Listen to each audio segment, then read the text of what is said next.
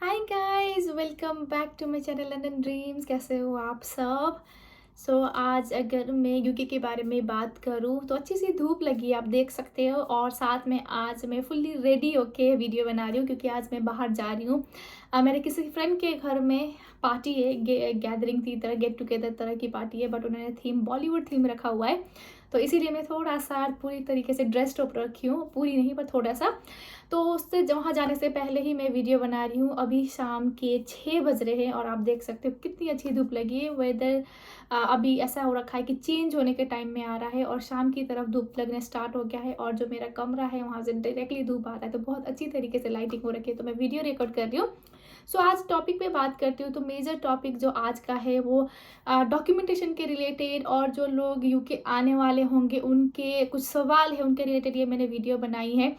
क्योंकि मुझे काफ़ी लोगों ने डीएम किया हुआ है कि हम यहाँ नेपाल से आ रहे हैं, हम पाकिस्तान से आ रहे हैं, और हमें उनके जो कंट्रीज़ में है कुछ रूल्स है कि आप कितना पैसा लेके यूके आ सकते हो। और यूके आने के बाद आपको जो पैसा इंडिया से मंगाना हो या नेपाल से या फिर पाकिस्तान से मंगाना हो तो आप कैसे मंगा सकते हो, कितना पैसा का एक लिमिट होता है, और साथ में यूके आते ही आपको क्या करना चाहिए, कौन से डॉक्यूमेंट्स पहले बनाने चाहिए। इन सब वीडियोज़ के इन सब टॉपिक के रिलेटेड मैंने वीडियो बनाया हुआ है। अगर आप मेरे पीछे के वीडियोस देखेंगे तो ऑलरेडी इन टॉपिक पे वीडियो बनाया हुआ है, बट फिर भी मैंने सोचा कि एक बार मैं इसमें एक्सटेंडेड वीडियो बना दूं जिसमें आपको आइडिया हो जाए कि आप कितना पैसा लेके यूके आ सकते हो, और आपको यूके आते ही कैसे मैनेज करना होगा, कौन से डॉक्यूमेंट्स आपको बनाने होंगे, और अगर आप इंडिया में हो फैमिली से पैसे मंगाना है तो आप कैसे कर सकते हो। ठीक है, तो उससे रिलेटेड मैं बात करती हूँ। तो अगर मैं बात करूँ, सबसे पहले तो जिन्होंने मुझे डीएम किया था उन्होंने पूछा था, उन्होंने नेपाल से पूछा हुआ था कि वो जनवरी इनटेक में आ रहे हैं, और अब जो अमाउंट होता है कि नेपाल से यहाँ आने के लिए जो एक्सचेंज रेट होता है वो सिर्फ आप 300 पाउंड ही लेके आ सकते हो। तो मुझे ऐसा सुनने में मिला है कि 300 पाउंड ही हम कैश में ले सकते, कैरी कर सकते हैं, बट 300 में तो कुछ होगा नहीं, मुझे ज़्यादा पैसे चाहिए। तो मैं किस में लेके आऊँ, तो मैंने ये बताया कि फॉरेक्स कार्ड होता है जो आप बनवा सकते हो। फॉरेक्स कार्ड एक कार्ड है, जैसे आपका डेबिट कार्ड होता है वैसे ही एक कार्ड बनता है, जिसमें आपको ऐसा नहीं है कि ऐसे बैंक अकाउंट खुलवाना पड़ेगा फिर जाके आपको कार्ड मिलेगा, ऐसा नहीं है। आपके ऑलरेडी जो एग्जिस्टिंग अकाउंट है उसी में ही आपका एक नया फॉरेक्स कार्ड बनेगा जो एक डेबिट कार्ड की तरह ही होता है। उसमें सिर्फ आपको अमाउंट डालना होता है। आपका एक आईडी क्रिएट होगा, जैसे मेरा लीना करके एक आईडी क्रिएट होगा, और अगर मैं जो अपने फॉरेक्स कार्ड में 1 लाख 1.5 लाख जितना भी आपको रखवाना है आपके देश के करेंसी के हिसाब से आप रखवा लीजिए। और जो आपका इस टाइम पे आज के रेट पे जो करेंसी एक्सचेंज रेट चल रहा है कि उसी रेट पे आपको अमाउंट मिलेगा। जो कार्ड में होगा, अगर आपने 1000 पाउंड के हिसाब से रखा है और आप जब यूके आओगे तो उस कार्ड को आप जहां अपना मन करे वहां पे आप अपना यूज कर सकते हो, और उसी जो ऑलरेडी आपका अमाउंट है, जैसे 1000 पाउंड आपने रखा है तो आपको 1000 पाउंड ही मिलेगा। ऐसा नहीं है कि करेंसी इस बार बढ़ गया तो आपको ज़्यादा अमाउंट मिले या घट जाए तो कम अमाउंट मिले, ऐसा नहीं होगा। जितना अमाउंट आपने कन्वर्जन के टाइम पे रखा था उतना अमाउंट आपको मिलेगा। जब मैं यूके आ रही थी तो मैंने भी ऐसा ही किया था। मेरा मल्टी करेंसी फॉरेक्स कार्ड था। तो मल्टी करेंसी का ये फ़ायदा होता है कि अगर मुझे यूरोप के किसी भी दूसरे कंट्री में जाना हो तो मैं सेम रेट पे जो अमाउंट होगा, अगर मैं पेरिस जा रही हूँ या अगर मैं किसी भी यूरोपियन कंट्री के पोलैंड जा रही हूँ, डेनमार्क जा रही हूँ, तो वहाँ पर जो करेंसी चलेगा और मैं यहाँ से अपना चाहे इंडियन करेंसी में रखूँ या यूके पाउंड में रखूँ, मुझे वहाँ के उसी अमाउंट के हिसाब से एक्सचेंज हो जाएगा मुझे। फिर जो बात करते हैं डॉक्यूमेंट से रिलेटेड, वो मैं बात करूँ तो देखो, सबसे पहले तो आपको जो ज़रूरत होता है वो बीआरपी कार्ड का होता है, फिर आपको नेशनल इंश्योरेंस की ज़रूरत होती है, फिर आपको आपका बैंक अकाउंट का ज़रूरत होता है। ये 3 है जो मेजर डॉक्यूमेंट है। बीआरपी होता है आपका नेशनल आइडेंटिटी कार्ड, क्योंकि आप कहीं पे भी जाओगे आपको आप एज अ बीआरपी दिखाओगे कि आप यहाँ पे रहते हो, जो रेसिडेंट परमिट की तरह यूज होता है। फिर आपको राइट टू वर्क्स की तरह यूज होता है, क्योंकि बीआरपी कार्ड में ही लिखा होता है। जो स्टूडेंट होता है उनको 20 घंटे काम करना अलाउड होता है, तो उनके बीआरपी कार्ड में ही लिखा होता है। डिपेंडेंट के रिलेटेड भी आप कौन सा फंड्स यूज कर सकते हो और कौन सा फंड यूज नहीं कर सकते उस बारे में लिखा होता है।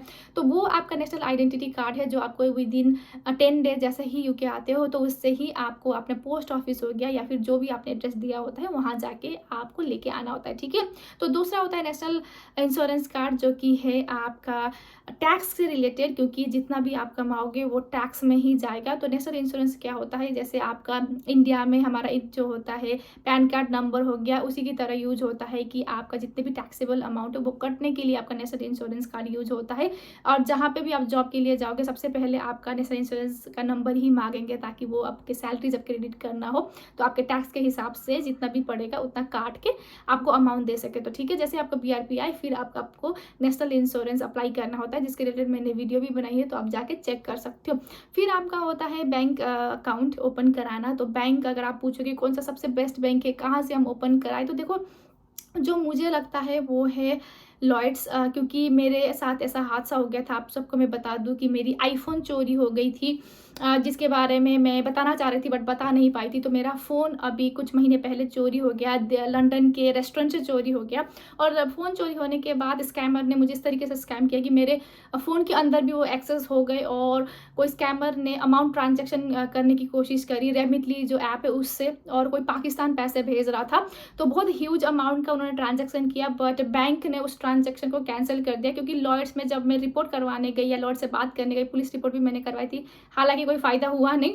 तो उन्होंने बोला कि आपका अगर ऐसा कुछ होता है तो हम रिकवर कर लेंगे। तो कोई बैंक इतनी बड़ी डिसीजंस सामने से नहीं बोलते कि आपका जितना भी पेमेंट अगर चला जाए तो हम रिकवर कर देंगे। तो लॉयड्स ऐसा रिलायबल बैंक है जिसमें आप भरोसा कर सकते हो, जिसके जो कस्टमर सर्विस बोलते हैं बहुत फास्ट है।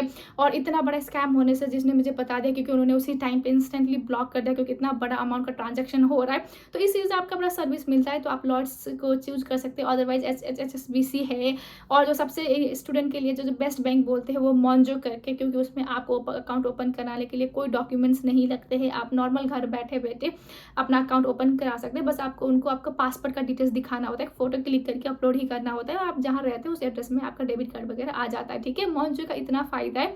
और 2 बैंक अकाउंट तो होने ही चाहिए, जिसमें आपका अगर आपका सैलरी आने वाला एक जो बैंक रहता है वो आपका एक्सपेंस करने के लिए, तो इस हिसाब से आप कर सकते हो। बैंक अकाउंट ओपन कराने के लिए बस आपको आपका यूनिवर्सिटी का जो लेटर होता है जिसमें आपको प्रूफ कर दे कि आप स्टूडेंट हो, और आपका जो एक एड्रेस प्रूफ मांग दे, जो कि आपका नेशनल इंश्योरेंस कार्ड का भी हो सकता है, आपका PRP कार्ड भी आप यूज कर सकते हो। ठीक है, तो ये 3 मेन डॉक्यूमेंट है। और जो लोग मुझे जॉब के रिलेटेड पूछते हैं कि यूके आते ही सबसे पहले क्या करना चाहिए, देखो सबसे पहले तो ये डॉक्यूमेंट बनाने वाले काम करने होते हैं, जो है कि आपका 1 महीने के अंदर का प्रोसेस है। ठीक है, तो 1 महीने के अंदर जैसे आपने अप्लाई कर दिया किसी भी डॉक्यूमेंटेड के रिलेटेड, बट आप उस टाइम पे फ्री तो होते ही हो कि करना क्या है, तो उस टाइम पे आपको करना है सिर्फ जॉब सर्च करना है। आपका काम ही जॉब सर्च करना है और नेटवर्किंग करना है। नेटवर्किंग इन द सेंस, पहले तो आप अपने जितने भी दोस्त हैं उनसे रीच आउट करो।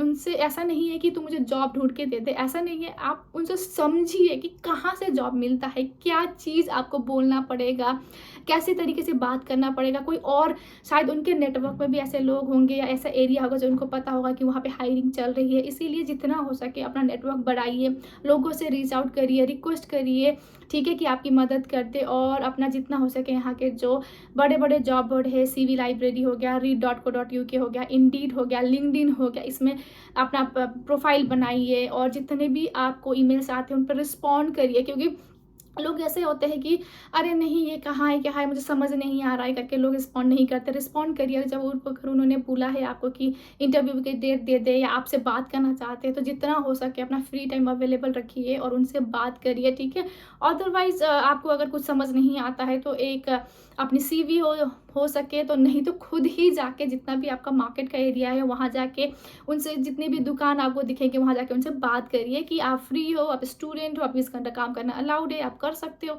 ठीक है, तो वहाँ जाके आप अपने बारे में बता के आ सकते हो, चाहे उन्होंने हायर कर रहे हैं नहीं कर रहे, बट दुकान में घुसिए, रेस्टोरेंट में घुसिए और बोलिए कि आपको काम की ज़रूरत है। क्या पता उस वहाँ पे ना हो, बट उस इंसान ने किसी और को जाना हो जिसको काम की किसी काम करने वाले की तलाश हो, तो आपका तलाश वहीं पे ख़त्म हो जाएगा, क्योंकि आपको भी जॉब मिल जाएगी और उनको भी कामदार मिल जाएगा। तो इस तरीके से होता है। ठीक है, तो आपको यही करना है। जैसे जॉब के रिलेटेड लोग बोलते हैं कि कैसे जॉब ढूंढना है, कैसे इंस्टेंटली मिलेगा, कितना टाइम लगेगा। देखो टाइम का मैं कुछ भी नहीं बोल पाऊँगी। जैसे मुझे था कि मैं जब सितंबर में आई, अक्टूबर में मैंने जॉब स्टार्ट कर दिया था। मेरे सिस्टर का भी सेम केस है, उन्होंने भी आते ही 20 दिन के अंदर जॉब स्टार्ट कर दिया था। क्यों? वो इसीलिए था क्योंकि उसको पहले से ही नॉलेज था कि उसको क्या करना है। तो इसीलिए मैं बार बार ये वीडियो बनाती हूँ ताकि आप लोगों को भी नॉलेज होगी आपको क्या करना है। जब आप UK आओ तो कम से कम 1 महीने के अंदर अंदर आपको जॉब मिले। ठीक है, तो यही बताना था मुझे इस वीडियो में, जो भी बताना था। बेसिकली एक आइडिया देना था कि आपको आते ही क्या करना होता है, कहाँ से स्टार्ट करके कहाँ ख़त्म करना है। बाकी अगर आपको कुछ भी जानना हो तो इसी वीडियो के कमेंट सेक्शन में पूछ लीजिएगा, मैं रिप्लाई कर दूँगी। और मेरे चैनल को लाइक, शेयर एंड सब्सक्राइब ज़रूर करिएगा। चलो फिर मिलते हैं अब न्यू वीडियो में न्यू टॉपिक के साथ। तब तक के लिए सी यू, बाय बाय।